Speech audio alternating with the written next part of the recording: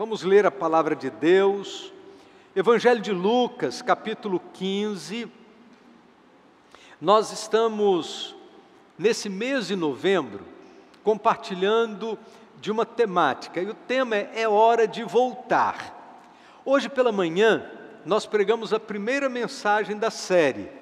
Hoje nós falamos sobre o tema, é hora de voltar à palavra.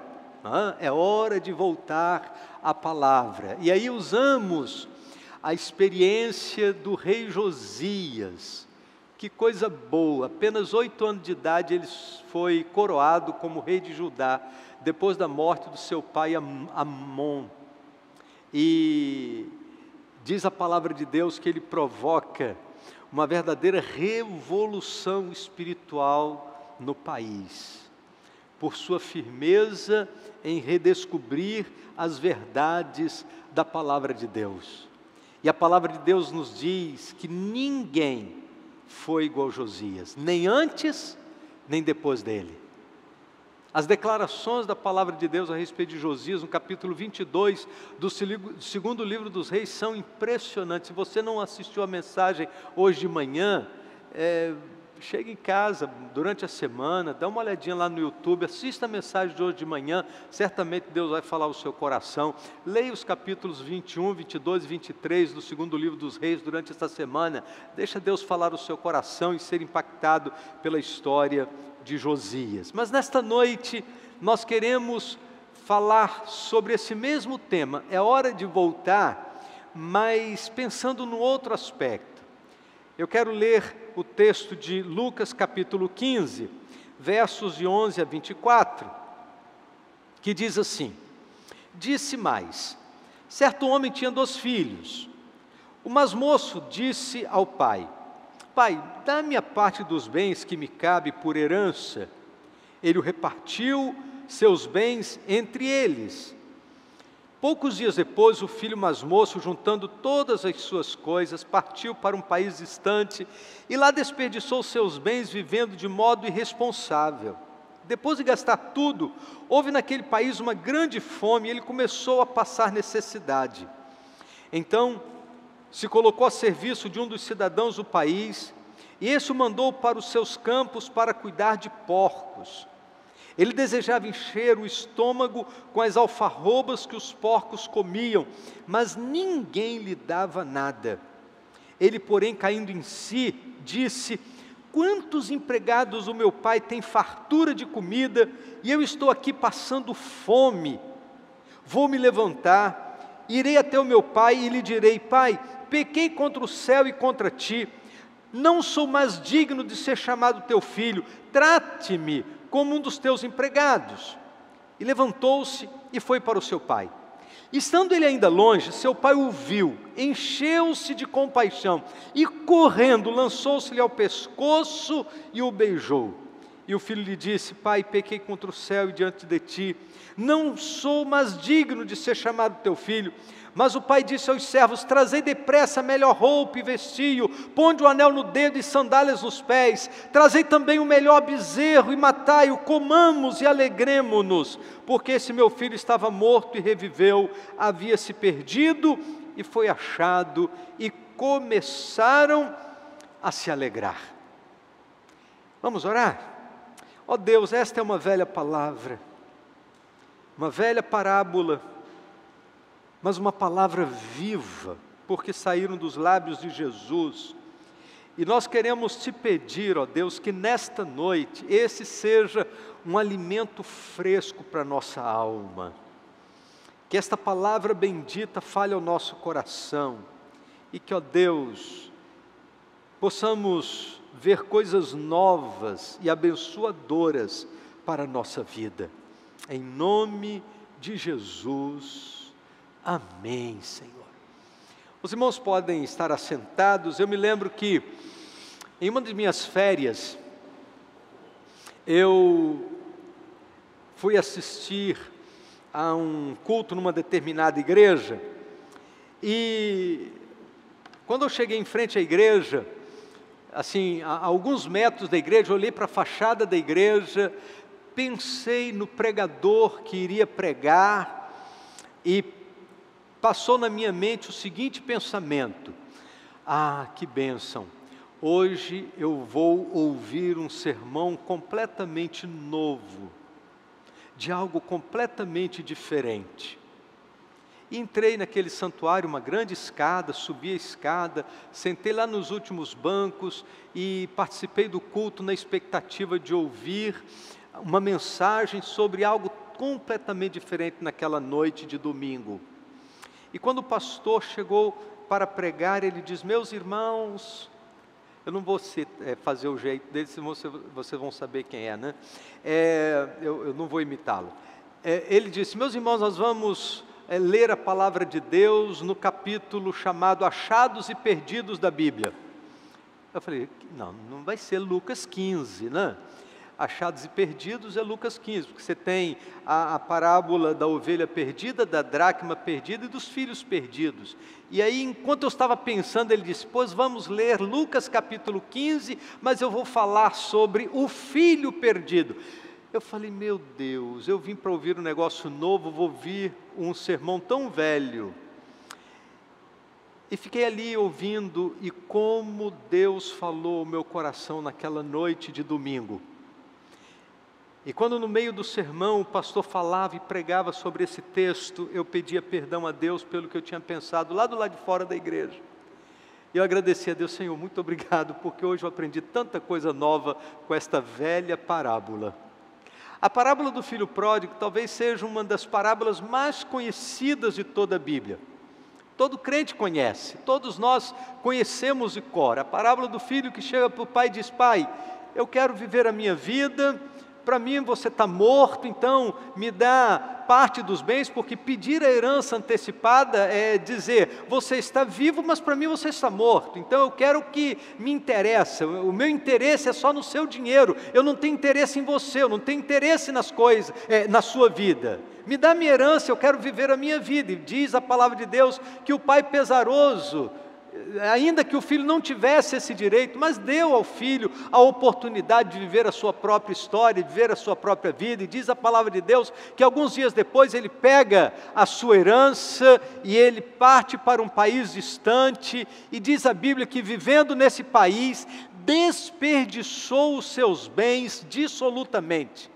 Depois, um pouco mais adiante na parábola, você vai descobrir que ele gastou os seus bens com meretrizes, ele gastou os seus bens com farra, e a Bíblia diz que ele desperdiçou tudo que tinha, até que ele ficou sem absolutamente nada.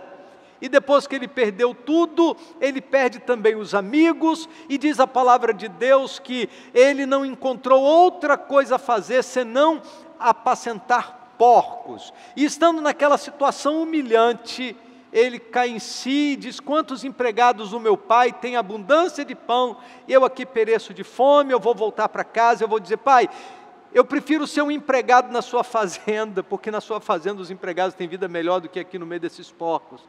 Trate-me como um dos teus empregados, porque os teus empregados são muito bem tratados, então eu prefiro estar na sua casa, eu prefiro estar aqui de volta. E o pai disse: não, aqui você nunca vai ser empregado, aqui você nunca vai ser alguém desprestigiado, você aqui é filho, na casa do pai é filho para sempre.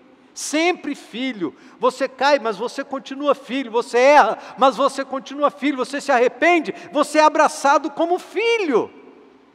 Põe de anel no dedo, alpacas nos pés, roupa nova. Vamos matar o bezerro, o melhor bezerro que está cevado. Vamos fazer uma festa. Esse meu filho estava morto e reviveu, tinha se perdido e foi achado. Esta é a parábola.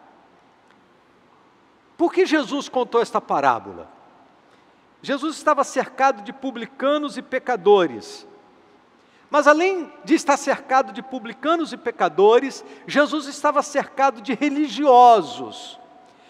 E os religiosos, os fariseus, os escribas, os saduceus, os religiosos da época, eles desprezavam e consideravam aqueles publicanos e pecadores, eles consideravam essas pessoas indignas do amor de Deus. Essas pessoas estavam escandalizadas com Jesus, porque Jesus recebia pecadores, Jesus comia com elas. E para responder a esta postura hostil dos escribas e fariseus, a Bíblia diz então que Jesus contou essas 3 parábolas. A parábola da ovelha perdida, a parábola da dracma perdida e a parábola dos filhos perdidos. Porque, na verdade, geralmente a gente se refere a esta parábola como a parábola do filho pródigo. Mas, no fundo, o que Jesus estava falando é que tinham 2 filhos perdidos nesta parábola.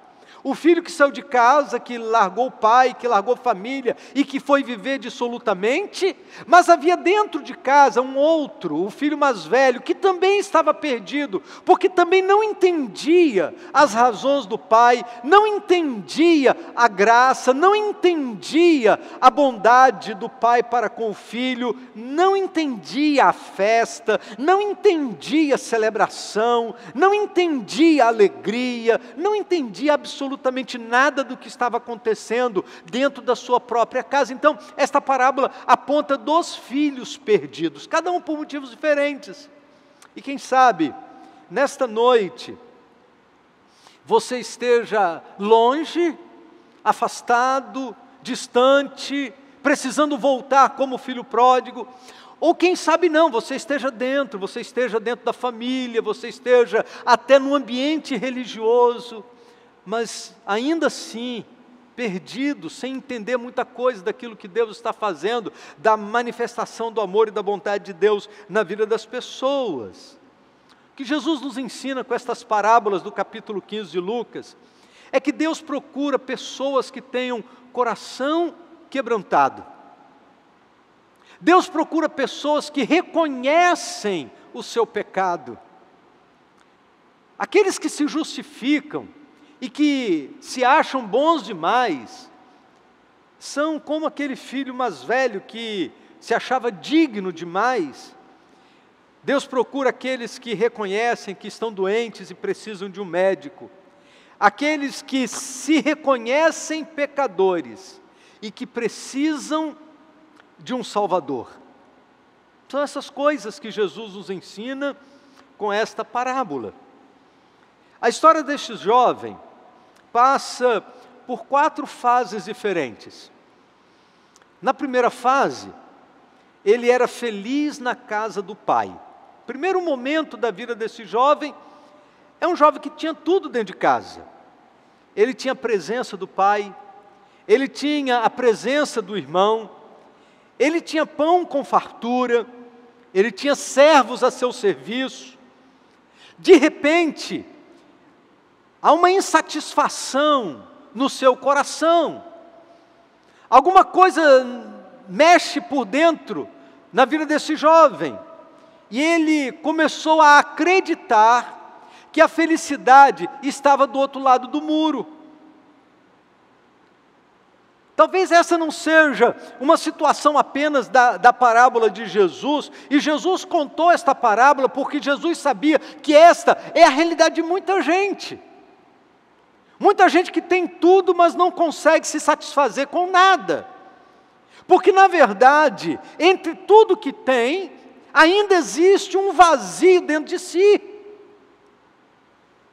Tem família, tem amigos, tem saúde, tem aquilo que precisa para a sua sobrevivência, mas ainda há na alma um vazio, uma insatisfação do coração. E geralmente, assim como esse jovem da parábola de Jesus, as pessoas insatisfeitas, elas acreditam que a felicidade está do outro lado do muro. E muita gente acredita que para ser feliz, ela vai precisar morar no outro país, Para ser feliz, ela vai precisar cursar determinada faculdade. Para ser feliz, ela vai precisar um determinado status social. Para ser feliz, ela vai precisar um determinado cargo público. Para poder atingir a felicidade, ela vai precisar atingir um determinado padrão. O outro lado do muro é uma incógnita, mas tem gente que acredita que a felicidade está lá. Esse jovem acreditava nisso. Eu tenho tudo aqui, mas tudo que eu tenho ainda é insuficiente. A felicidade não está aqui. Esta é a primeira fase da vida desse jovem. Ele tem tudo, mas é infeliz. A segunda fase da vida desse jovem é a fase que ele está no país distante. Agora ele era infeliz num país distante. Naquele país distante, ele tinha muitos amigos, muitas festas, muita diversão, talvez uma vida com muita promiscuidade. E enquanto ele tinha dinheiro, ele tinha amigos, ele festejava, ele não tinha tempo para pensar em absolutamente nada, ele não tinha tempo para refletir na sua própria alma, só queria pensar no prazer imediato. Ele imaginava, agora eu estou vivendo do jeito que eu quero. Sem pensar que a felicidade comprada pelo dinheiro, ela tem a duração da quantidade do dinheiro que se tem. A felicidade que é garantida pelo dinheiro, ela dura enquanto o dinheiro dura. E no momento que acabou o dinheiro, acabou a felicidade. A felicidade no país distante só durou enquanto ele pôde bancar. Enquanto ele podia bancar festas, enquanto ele podia bancar as atividades que promovia, enquanto ele estava sustentando aquelas pessoas, estavam todos à sua volta, até que ele perdeu tudo.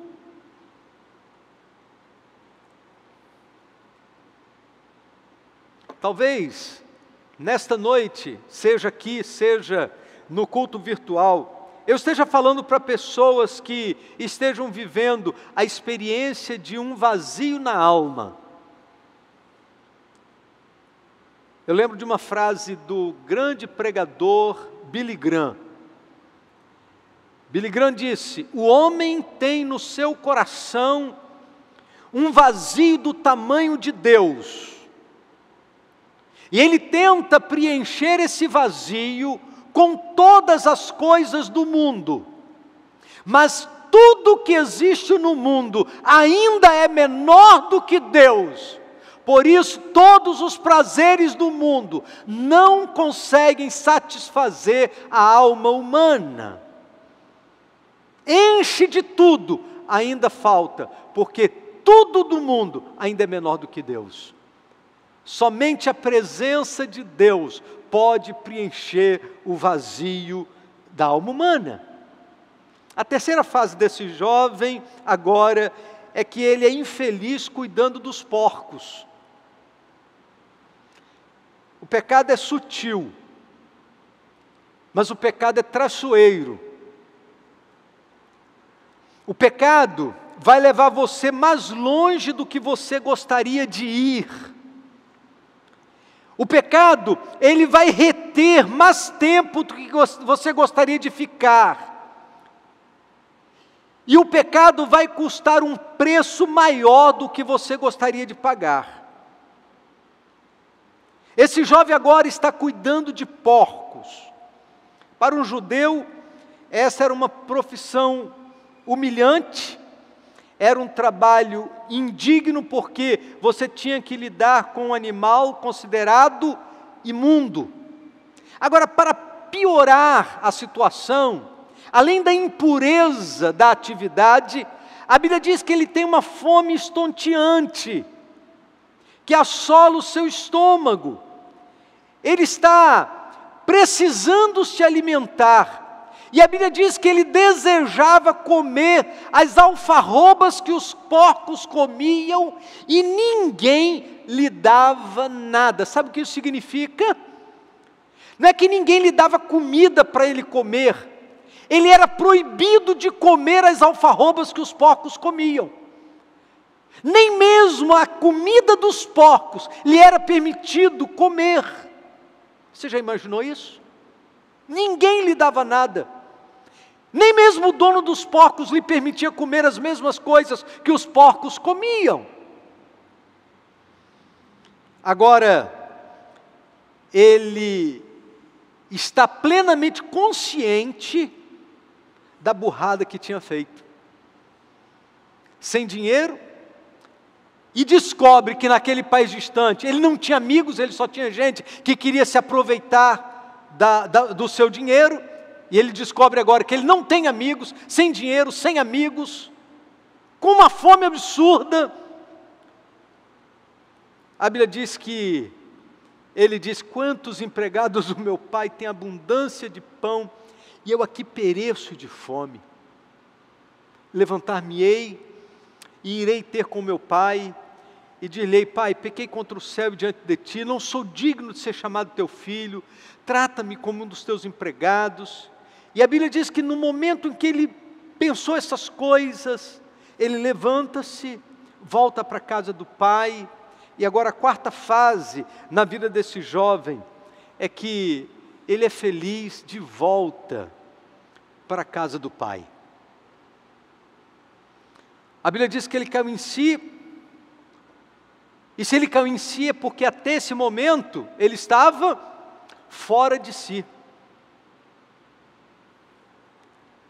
Quando ele buscou aventuras, quando saiu de casa, quando ele antecipadamente pede a herança, quando ele curte com as taças dos prazeres, ele estava fora de si. Mas quando ele cai em si, reconhece que precisa voltar. Ele se humilha, se arrepende, reconhece o seu erro, ensaia na sua mente uma confissão: eu vou chegar lá, eu vou dizer: pai, pequei contra o céu diante de ti, não sou digno de ser chamado teu filho. Ele constrói um discurso para chegar em casa e conversar com seu pai: eu não sou digno, eu tenho consciência disso, mas trata-me como um dos teus trabalhadores. E agora ele volta, com a alma consciente do erro cometido, ele volta arrependido, arrepende-se profundamente e volta para a casa do pai. O tema da mensagem desta noite é hora de voltar para a casa do pai. É hora de voltar. E a pergunta desta mensagem é: por que o jovem voltou para a casa do pai? Por que ele voltou? Eu quero responder a esta pergunta com 3 afirmações. Primeiro, ele voltou porque caiu em si. Existem algumas expressões na Bíblia que às vezes no meio de um texto a gente passa rápido por cima, e quando a gente lê essa parábola, talvez uma das partes que a gente não para prestar muita atenção é na expressão caiu em si. A gente quer saber da história, a gente quer saber o que aconteceu, como é que foi o reencontro, aquela coisa toda, mas a expressão importante desta parábola é caiu em si. Porque ninguém volta enquanto está no estágio do encantamento. Na fase do encantamento, a gente só enxerga os pontos positivos das nossas decisões.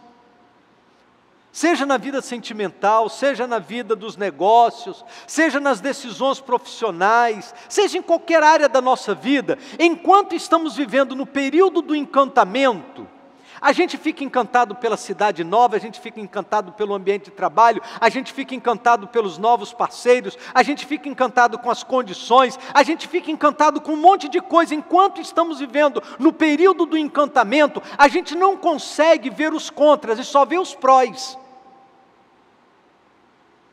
Enquanto ele estava vivendo no encantamento da decisão, ele estava lá festejando, gastando dinheiro, fazendo as coisas todas, até o dia em que ele estava no meio dos porcos, apacentando porcos, com um buraco no estômago, cheio de fome, e diz a palavra de Deus que nesse momento ele caiu em si. A gente só consegue enxergar os pontos negativos quando a gente cai em si. Essa não é uma realidade somente do filho pródigo. Pessoas tomam decisões equivocadas e permanecem no caminho da autodestruição até que caem em si. Eu tenho lidado com isso constantemente. Certa vez eu fui procurado no gabinete, num culto depois de domingo à noite, por um senhor da nossa igreja. Ele disse: pastor, eu não aguento o meu trabalho. E começou a falar tudo de ruim do trabalho dele. Falou. Eu falei assim: rapaz, mas você tem esposa e filhos, segura a onda. Essa fase vai passar. Ele disse: pastor, não aguento mais, está muito difícil, eu vou pedir demissão. Eu falei: não faça isso, rapaz. Não cometa essa loucura, você tem responsabilidades. Oramos juntos, ele foi embora. Segunda-feira ele liga para mim. Às 4 da tarde, ele diz: pastor, estou leve. Tomei a melhor decisão da minha vida.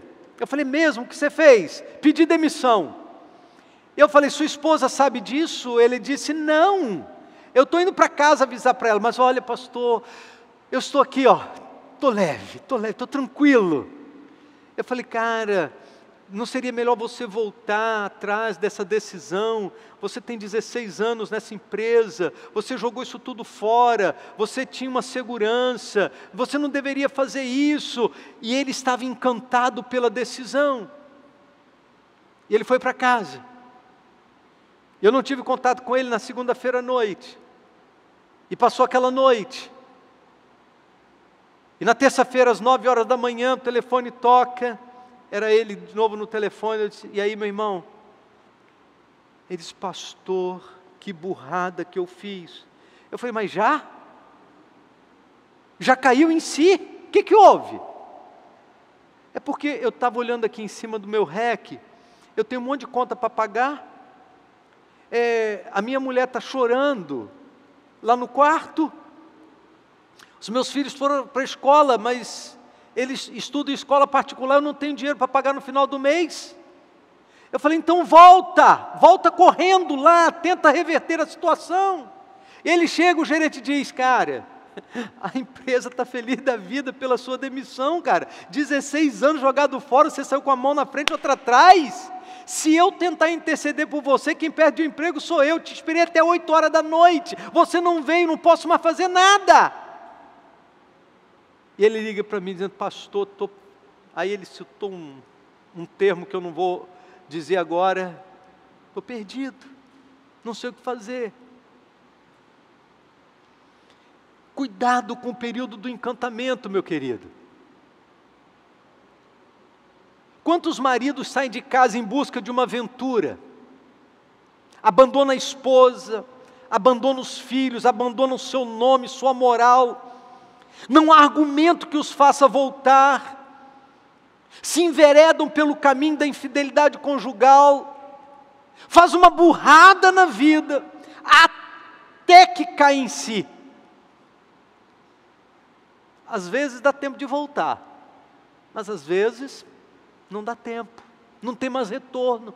Quantas vezes, quantas histórias a gente vê de pessoas assim, movidas pelo encantamento, ficam encantadas com uma nova possibilidade, com uma nova situação, com um novo cheiro, com um novo perfume, e vão, desgraçam a sua vida, desgraçam a vida da família, desgraçam o seu nome, mas o encantamento os leva. E a gente faz todas as sinalizações, não conseguem ouvir.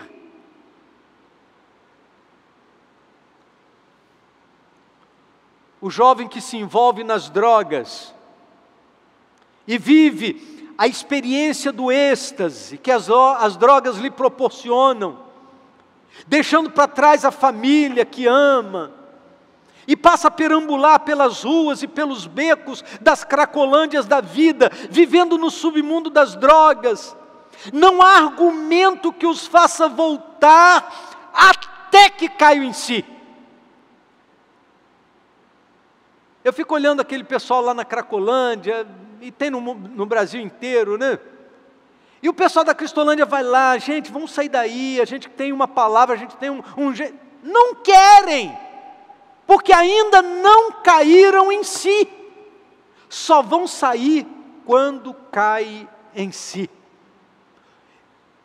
O período do encantamento não permite que as pessoas caiam em si. O homem que vive processos políticos de corrupção, e aí começa sem esforço algum ganhar muito dinheiro, somas e mais somas de dinheiro, comprometendo seu nome, sua moral. Não há argumento que você possa usar para essas pessoas, para que elas possam voltar a uma vida de retidão, até que caiam em si. E a gente tem visto, aí nesses processos da Lava Jato, um monte de gente, que aos nossos olhos eram assim, pessoas fantásticas, e de repente, se descobre rombos e mais rombos, dinheiro e mais dinheiro, estão lá, muitos deles presos, outros tantos processados, até que caiam em si. O período do encantamento não permite que as pessoas caiam em si. Esse jovem, ele só voltou para a casa do pai quando ele caiu em si. A expressão cair em si pode ser traduzida como um sincero arrependimento. O que aconteceu com esse jovem foi que ele viveu uma experiência de sincero arrependimento. E o que é isso? É tomar consciência do estado lastimável em que ele se encontrava, por conta das decisões equivocadas que tinha tomado, de se afastar da casa do pai, de se distanciar da sua família, de desperdiçar os seus bens vivendo dissolutamente, e ele percebe que perdeu tudo, e nesse momento, ele caiu em si. Deixa eu fazer uma pergunta para você nesta noite. O que será preciso acontecer na sua vida para que você possa cair em si? Será que vai ser necessário você perder tudo? Será que vai ser necessário você viver o mesmo drama que viveu este jovem? Será que a história dele não é suficiente para que você possa acordar? Por que Jesus contou essa parábola? Para que eu e você não precisemos passar pelo mesmo processo. Você não precisa perder tudo que tem para então cair em si. Você pode olhar para o jovem e dizer assim, eu não quero viver isso que ele viveu não. Eu quero dar a volta antes. Eu quero mudar antes. Eu quero voltar para a casa do pai antes de perder tudo, como diz a parábola do filho pródigo. Segundo lugar, ele voltou porque acreditou que seria recebido. Quando ele diz, quantos empregados do meu pai têm abundância de pão, e eu aqui pereço de fome, levantar-me-ei, e irei ter com meu pai, e dir-lhe-ei, pai, pequei contra o céu diante de ti, já não sou digno de ser chamado teu filho, mas trata-me como dos teus empregados. A Bíblia diz que ele levantou-se, ele creu na compaixão do pai, em nenhum momento ele duvidou, não há em nenhum momento qualquer tipo de especulação sobre a possibilidade de rejeição. Aquele jovem não ficou pensando, será que ele vai me receber? Será que não? Eu encontrarei perdão? Será que eu terei uma nova chance? Será que eu vou ter a possibilidade de recomeçar a minha história na casa do meu pai? Ele não pensou nessas coisas. A dúvida pode ser traduzida como incredulidade.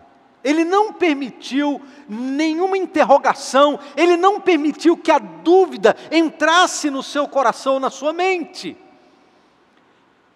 Quem tem dúvida, não tem fé.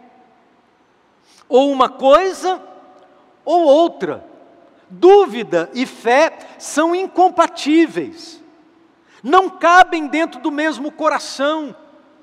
Quando uma entra, a outra sai.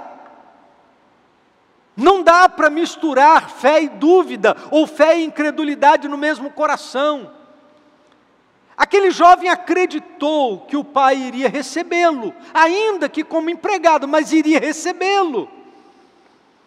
E as atitudes desse pai demonstram a intensidade de sua compaixão. Diz o texto que ele o avistou de longe, e ele correu em direção ao filho, o abraçou, o beijou. Nas melhores imaginações daquele filho, eu creio que ele não imaginava ser tão bem recebido. E agora diz a palavra de Deus que o pai traz palavras de bênção sobre a vida daquele filho. Traz depressa a melhor roupa. Ele não é um estranho maltrapilho, ele é filho. Traz a sandália, ele não é um escravo desqualificado que anda descalço, ele é livre. Traz um anel, ele tem crédito, ele tem honra. Faça uma festa, porque esse meu filho estava perdido e foi achado, ele estava morto, ele reviveu, ele está de volta. As palavras desse pai são palavras de bênçãos. A melhor roupa, anel no dedo, alparcas nos pés, o melhor bezerro. O pai não se contenta em dar as coisas mais ou menos, é tudo melhor. A melhor roupa, anel. No anel trazia o símbolo da família. Era como se ele estivesse oferecendo para o filho um cartão de crédito. De volta, você agora tem crédito, você tem honra de novo. O que você perdeu, eu estou te restituindo. O que você perdeu na saída, eu estou te restituindo na entrada. Você tem direito a tudo de novo, você aqui é filho, sempre filho. Sabe, queridos, é uma bênção saber que Deus nos trata como filhos amados. É uma bênção saber que a despeito daquilo que nós perdemos por causa das nossas rebeldias, das nossas desobediências, Deus nos restitui, porque Ele quer honrar a nossa vida e abençoar a nossa vida. Por último, Ele voltou porque ainda teve oportunidade. Ele voltou porque ainda teve oportunidade. A distância entre o arrependimento e o retorno acontece de maneira imediata. O texto nos sugere que assim que o jovem caiu em si, assim que ele se apercebeu de ter tomado uma decisão equivocada, imediatamente ele se levantou e voltou para a casa do pai. Tem muita gente que não volta porque posterga o retorno, acreditando que vai ter oportunidade sem limite.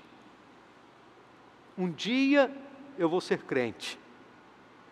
Um dia eu vou voltar para a igreja. Um dia eu vou voltar para a casa do pai. Ah, pastor, um dia eu vou acertar minha vida com Deus. Ah, vou. E geralmente quando as pessoas falam isso, elas falam acreditando que elas têm oportunidade sem limite, a vida toda, e que Deus vai ficar ali aguardando tudo acontecer. Bem, depois que você fizer tudo, você fizer, aí se um dia você... E às vezes, sabe o que eu penso? Eu penso que as pessoas acham que estão fazendo um favor para Deus em vir para a igreja. Ao invés de se aperceberem agraciadas pela bênção da salvação, tem gente que acha que está fazendo um favor para Deus. Eu quero dizer nesta noite, meu querido, que se alguém está recebendo favor, somos nós, porque a palavra graça é favor imerecido, é favor que nós nem merecemos. Ser crente não é favor para Deus, ser crente é uma bênção para nós. Nós é que somos favorecidos pela fé em Jesus Cristo. Nós é que somos favorecidos porque encontramos a bênção do Evangelho. Então, nesta noite, eu queria dizer para você o seguinte: por mais longe que você tenha ido, por mais profundo que seja o poço que você tenha caído, por mais dramática que seja a realidade que você esteja vivendo agora, você pode voltar. Ainda é tempo, ainda há oportunidade de retorno. Ainda há oportunidade de você voltar para a presença do Senhor. Ainda há oportunidade de você voltar para a casa do Pai. Agora, o tempo de Deus é sempre hoje. O tempo de Deus é sempre hoje. Amanhã, a gente não sabe. O tempo de Deus é sempre hoje. Por isso, volte para Deus hoje, volte para Deus agora. Hoje há perdão para você. Hoje há salvação para você. Hoje há uma nova vida para você. Hoje há uma festa de alegria preparada por Deus para você. Porque a Bíblia diz que há alegria no céu quando um pecador se arrepende. Os anjos cantam na presença de Deus quando uma pessoa se arrepende e volta para a presença do Senhor. 2 Coríntios capítulo 6, verso de número 2, a Bíblia diz: no tempo aceitável eu te escutei, e no dia da salvação eu te socorri. Agora é o tempo aceitável, agora é o dia da salvação. Amanhã, talvez você já tenha ouvido esta canção muito antiga da igreja, que diz: meu amigo, hoje tu tens a escolha, vida ou morte, qual vais aceitar? Amanhã pode ser muito tarde. Hoje Cristo te quer libertar. Hoje é o tempo de Deus. Hoje é o dia da salvação. Hoje é a oportunidade que Deus te oferece. Hoje é dia de voltar. O dia de voltar para a casa do Pai é hoje. E quando esse jovem cai em si, ele diz: levantar-me-ei, e irei ter com meu pai, e dir-lhe-ei: Pai, pequei contra o céu e diante de ti. E eu acho interessante que em nenhum momento ele coloca a responsabilidade no pai. Ele entende que todas as responsabilidades são dele, as decisões são dele, as decisões de sair e a decisão de voltar. E por que eu estou falando isso? Que de vez em quando eu ouço alguém dizendo assim: o dia que Deus tocar no meu coração eu volto. Deus já mandou Jesus para morrer na cruz, Deus me mandou pregar para você, e você ainda quer que Deus venha do céu e toque no seu coração? A responsabilidade agora é de você voltar, meu amigo. Tudo que Deus precisava fazer já fez. Agora você é que tem que voltar. E hoje é o dia aceitável. Hoje é o dia da salvação. Queria que você fechasse os seus olhos. Fale com Deus nesse momento. Você que está aqui, você que está em casa, você que está no hospital, fale com Deus agora. Não importa o lugar que você esteja, Deus ouve quando oramos com fé. Hoje é o dia aceitável, hoje é o dia da salvação. Hoje a oportunidade está aberta e hoje é dia de voltar para a casa do Pai. Diga para Deus agora: Senhor, eu quero voltar. Eu reconheço que tomei decisões equivocadas, mas hoje, com o coração arrependido, eu quero voltar à presença do Senhor, eu quero voltar à comunhão da igreja, eu quero voltar à casa do Pai. Ah, Senhor, eu sei que eu não sou digno, mas perdoa o meu pecado, purifica minha alma. Eu quero recomeçar a minha caminhada na casa do Pai.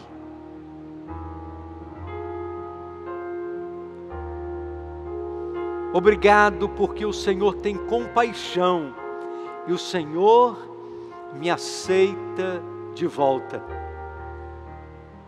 Em nome de Jesus. Amém. Sabe como que a coisa aconteceu ali? O moço estava no meio dos porcos, com fome, caiu em si, e ele diz: levantar-me-ei e irei ter com meu pai. Levantar-me-ei e irei ter com meu pai. Eu gosto muito dessa expressão porque ela demonstra toda a decisão daquele jovem de voltar. E para voltar, ele teve que se levantar, ele teve que se expor, ele teve que vir, ele teve que ir em direção ao Pai que o acolheu e o abençoou. Nesta noite, o convite é para que você também possa voltar para a casa do Pai. E assim como aquele jovem, quero convidar você a se levantar. Não importa o que te fez sair, não importa as situações que te levaram a sair da casa do Pai, o importante é voltar, com o coração cheio de confiança, e dizer: Pai, me receba de volta, eu creio na Tua compaixão, e eu quero começar uma nova caminhada contigo. Se nesta noite há entre nós uma pessoa que deseja voltar para a casa do Pai, faça como fez o filho pródigo, levante-se, fique de pé, eu quero orar a Deus por sua vida nesta noite. Se tem alguém aqui entre nós que entende que precisa voltar, então fique de pé, de onde você está. O filho pródigo disse: levantar-me-ei. Eu quero orar a Deus por sua vida. Se Deus tem falado ao seu coração, e se você se acha, se você se sente, ou se sentiu em algum momento um pródigo que saiu da casa do Pai, mas que precisa voltar, então, querido, esta é a oportunidade que Deus te oferece. Levante-se, em nome de Jesus, fica de pé agora dizendo: eu quero voltar para a casa do Pai. Se alguém entre nós, pode levantar-se de onde você está, corajosamente. Aquele jovem confiou na compaixão do Pai, e isso era só o que ele precisava. Era tudo o que ele precisava, era confiar na compaixão do Pai. E ele volta com seu coração cheio de confiança. Se alguém aqui nesta noite que deseja também tomar essa decisão de retorno, eu quero orar a Deus por sua vida. Pode levantar de onde você está. Ou quem sabe, alguém que esteja nos acompanhando no culto online, que nesta noite também deseja tomar essa decisão de voltar para a casa do Pai. Esse é o momento da decisão. E como eu não estou enxergando você que está do outro lado, como que você pode comunicar conosco sua decisão de voltar? você pode escrever aí no chat, e o pessoal da secretaria está acompanhando o chat. Se você deseja voltar para a casa do Pai, então escreva aí: eu quero voltar para a casa do Pai. E nós queremos orar a Deus por sua vida. Ou então você pode enviar um recado para o nosso WhatsApp, o número está aí na barra da tela, 2606-3323, dizendo: eu quero voltar para a casa do Pai. E nós vamos entrar em contato com você no decorrer desta semana, na certeza de que esta palavra alcançou o coração de muitas pessoas que estão acompanhando conosco esse momento de adoração e de pregação da palavra de Deus. Eu quero voltar. E nós queremos orar a Deus por sua vida, queremos clamar ao Senhor para que Deus te abençoe nesta decisão de retorno, nessa decisão de voltar à presença do Senhor. Nós queremos caminhar junto com você no ambiente da casa do Pai. Vamos orar? Vamos orar. Ó Deus bendito, nosso Pai, nós queremos te agradecer, porque a parábola de Jesus não é uma parábola morta, mas ela se renova na vida de tanta gente, que na sua caminhada reconhece os seus pecados e a decisão de retornar à casa do Pai. Em nome de Jesus, nós queremos pedir, ó Deus, que esta palavra possa alcançar muitos corações, e que neste momento pessoas estejam sendo tocadas pelo Teu Santo Espírito, para voltarem à presença do Senhor e recomeçarem uma nova caminhada de fé em Cristo Jesus. Nós oramos em nome do Senhor Jesus. Amém, Senhor. Amém. Louvamos a Deus por esse tempo precioso que Deus nos deu, pela bênção de podermos dividir com cada irmão daqueles que estão aqui no culto presencial, você que está em casa, desse tempo tão especial de adoração ao Senhor. A nossa oração é que Deus nos abençoe no decorrer desta semana, todos os nossos desafios, que nós possamos viver intensamente na presença do Senhor e desfrutar do seu cuidado em todo o tempo. Que Deus abençoe sua vida, é a nossa oração.